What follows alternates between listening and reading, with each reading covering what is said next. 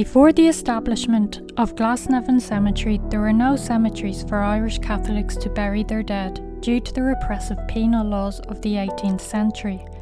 These laws placed heavy restrictions on any public performance of Catholic services. A limited version of their funeral services had become commonplace for Catholics in Protestant churches or graveyards.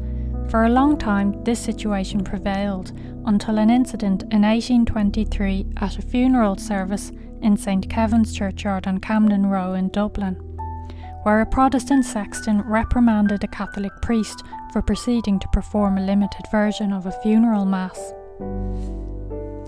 Due to a public outcry, Daniel O'Connell, who was an Irish nationalist leader, also known as the Liberator, was prompted to launch a campaign and prepare a legal opinion that there actually was no law passed preventing Catholics from praying for their dead in a graveyard.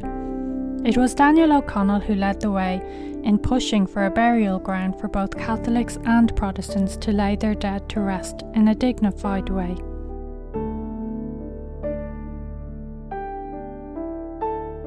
Glasnevin Cemetery opened for the first time on the 22nd of February 1832. The first burial to take place in the cemetery was that of Michael Carey.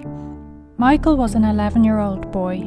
He died of what was known as consumption at the time, but now called tuberculosis.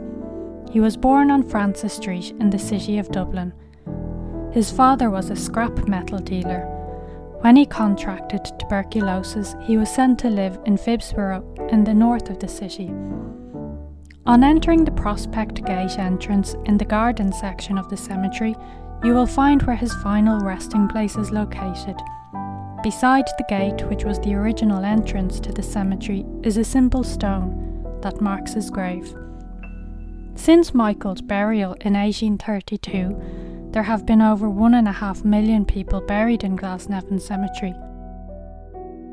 Due to the Great Famine of the 1840s and the cholera epidemic, there are over 800,000 people buried in Glasnevin in unmarked mass graves. If you enjoyed this video, please give a like, subscribe and comment. Thank you.